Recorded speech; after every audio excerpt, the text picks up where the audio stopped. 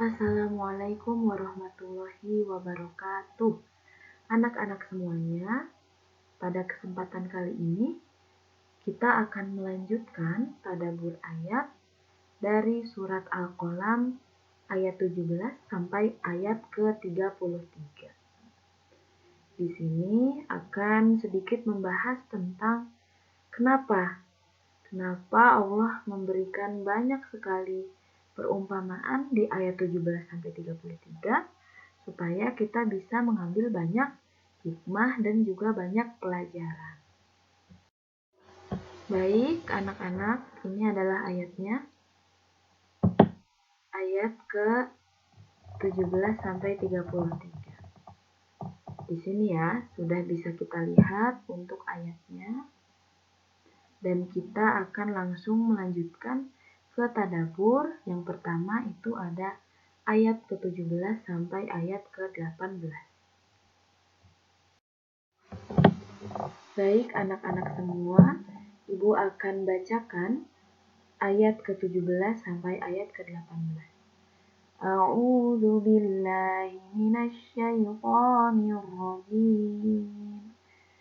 Bismillahirrahmanirrahim. Inna balawnahum kama balawna ashabal jannah إذ أقسموا ليصرمنها مصبحين ولا يستثنون. Artinya, sungguh kami telah menguji mereka, orang musyrik Mekah, sebagaimana kami telah menguji pemilik-pemilik kebun. Ketika mereka bersumpah, pasti akan memetik hasilnya pada pagi hari. Tetapi mereka tidak menyisihkan dengan mengucapkan Insya Allah. Di sini dari artinya kita bisa mengetahui bahwa ayat ke-17 dan 18 menjelaskan tentang salah satu faktor penting terwujudnya sesuatu tetapi sering dilupakan adalah adanya izin Allah. Maka orang-orang yang memiliki maksud baik ataupun maksud jahat sering menyangka bahwa rencana mereka pasti berhasil. Jadi ketika dalam kehidupan sehari-hari, kita sangat dianjurkan untuk mengucapkan insya Allah. Akan tetapi, kadang-kadang orang yang mendengar seseorang mengucapkan insya Allah saya hadir atau insya Allah saya siap, itu dirasa kurang meyakinkan. Padahal insya Allah itu lebih meyakinkan karena pengucapannya sudah melibatkan Allah di dalamnya. Jadi, bukan karena kekuatan kita bisa melakukan sesuatu, tapi karena ada izin Allah di dalam setiap aktivitas yang kita laksanakan. Baik anak-anak, selanjutnya kita akan beralih ke ayat 19 sampai ayat ke-27. فَطَافَ عَلَيْهَا طَائِفٌ مِّن رَّبِّكَ وَهُمْ نَائِمُونَ فَأَصْبَحَتْ كَالصَّرِيمِ فَتَنَادَوْا مُصْبِحِينَ أَنِ اغْدُوا عَلَىٰ حَرْثِكُمْ إِن كُنتُمْ صَارِمِينَ فَانطَلَقُوا وَهُمْ يَتَخَافَتُونَ أَلَّا يَدْخُلَنَّهَا الْيَوْمَ عَلَيْكُمْ مِسْكِينٌ وَغَدَوْا عَلَىٰ حَرْدٍ قَادِرِينَ فَلَمَّا رَأَوْهَا قَالُوا إِنَّا لَضَالُّونَ بَلْ نَحْنُ مَحْرُومُونَ.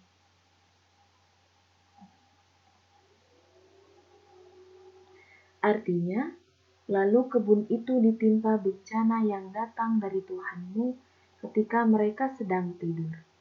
Maka jadilah kebun itu hitam, seperti malam yang gelap gulita. Lalu pada pagi hari, mereka saling memanggil, "Pergilah pagi-pagi ke kebunmu, jika kamu hendak memetik hasil."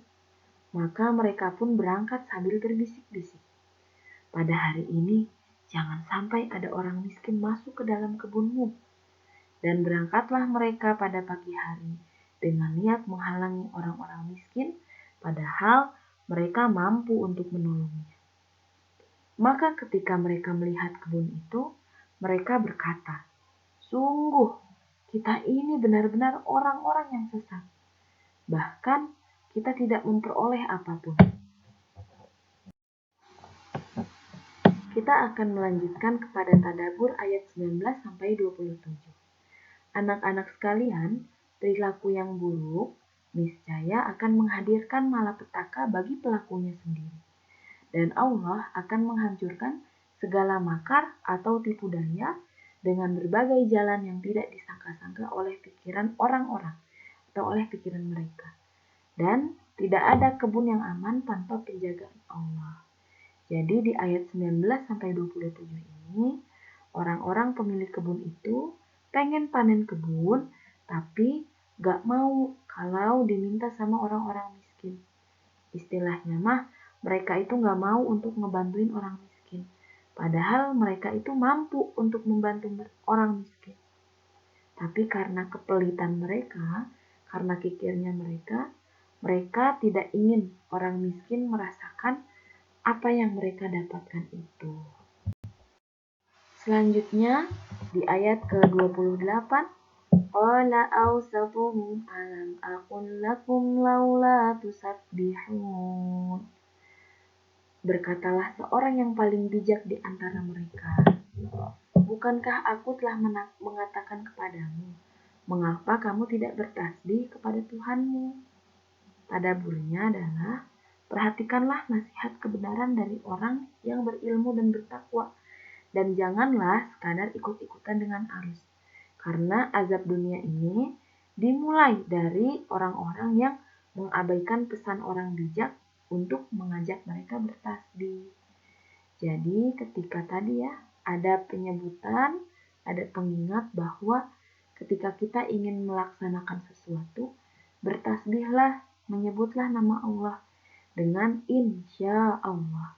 Tapi oleh orang kaum kafir, orang-orang yang musyrik itu, mereka tidak mengindahkan anjuran tersebut. Makanya mereka diberikan azab yang berat dari Allah Subhanahu wa ta'ala. Selanjutnya di ayat ke-29 sampai 31. Qalu subhana rabbina inna kunna zalimin. Fa'aqbala ba'duhum ala ba'din yatalawamun. Qalu ya wailana inna kunna taghin. Mereka mengucapkan, Maha suci Tuhan kami, sungguh kami adalah orang-orang yang zalim. Lalu mereka saling berhadapan dan saling menyalahkan. Mereka berkata, celakalah kita, sesungguhnya kita orang-orang yang melampaui batas. Adapun maksud dari ayat 29 sampai 31 ini adalah kehinaan yang menimpa orang zalim merupakan akibat dari perbuatan mereka sendiri. Dan di saat seperti itulah mereka akan saling menyalahkan dan sifat asli mereka akan terungkap. Kemudian, hati yang taat adalah orang-orang yang menerima musibah dengan tasbih dan ridho karena menganggapnya nikmat dan mereka langsung bangkit dari keterpurukan. Sedangkan hati yang kufur, mereka menghadapi musibah dengan meratap dan terpuruk sambil berharap Tuhan menggantinya dengan sesuatu yang lebih baik lagi. Selanjutnya, ayat 32 sampai 33. Asa rabbuna ayyubdilana khairan minha inna ila rabbina raghibun. Kadzalikal adzab wala'adzabul akhirati akbar law kanu ya'lamun. Mudah-mudahan Tuhan memberikan ganti kepada kita dengan kebun yang lebih baik daripada yang ini. Sungguh kita mengharapkan ampunan dari Tuhan kita. Seperti itulah azab di dunia, dan sungguh azab akhirat lebih besar sekiranya mereka mengetahui. Jadi kita tahu ya bahwa azab akhirat itu sebenarnya lebih besar dari apa yang sebenarnya kita ketahui. Bahkan azab yang ada di dunia sekarang ini belum ada apa-apanya bila dibandingkan dengan azab akhirat yang akan datang kepada orang-orang yang berdosa. Nah, anak-anak, di ayat inilah dijelaskan oleh Allah bahwa kemalangan di dunia ini akibat melakukan kezaliman itu pasti akan terasa sangat menyakitkan, apalagi ketika nanti merasakan siksa Allah yang sangat pedih di akhirat. Dan azab di akhirat itu lebih besar daripada azab di dunia.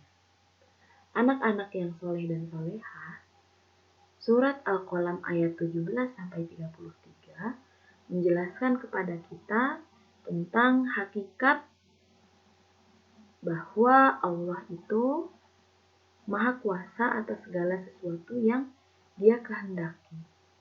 Jadi berawal dari kisah orang-orang musyrik Mekah yang memiliki kebun, dan kebunnya itu sudah sangat pede gitu ya. Orang-orang tersebut mereka sudah sangat percaya diri, sudah sangat yakin bahwa besok pagi nih aku akan memanen yang banyak hasil kebun itu. Padahal di malam hari Allah menghancurkan kebun mereka dengan sambaran petir. Sekali sambar saja langsung hancur dan gosong gitu ya. Hancur dan lebur begitu saja. Itu akibat mereka lalai dari mengingat Allah. Seharusnya mereka mengucapkan insya Allah. Di samping itu, azab yang datang kepada mereka dikarenakan mereka menyembunyikan hartanya. Mereka tidak ingin berbagi kepada orang yang membutuhkan. Di sanalah Allah memberikan murka kepada mereka. Bahwa segala sesuatu yang kita miliki pada hakikatnya juga dimiliki oleh orang-orang yang tidak punya gitu, oleh orang-orang yang tidak beruntung. Makanya kita dianjurkan untuk memberi dan bersedekah sesuai dengan kemampuan kita. Dan kita dianjurkan untuk menjauhi diri dari sikap kikir dan sikap rakus dan tamak. Baik anak-anak, itulah tadabbur ayat yang dapat kita pelajari pada kegiatan hari ini. Semoga kita termasuk ke dalam golongan orang-orang yang terus melaksanakan kebaikan dan menjaga diri kita dari segala keburukan. Amin ya Rabbal Alamin. Terima kasih anak-anak semua. Semoga lancar belajarnya. Wassalamualaikum warahmatullahi wabarakatuh.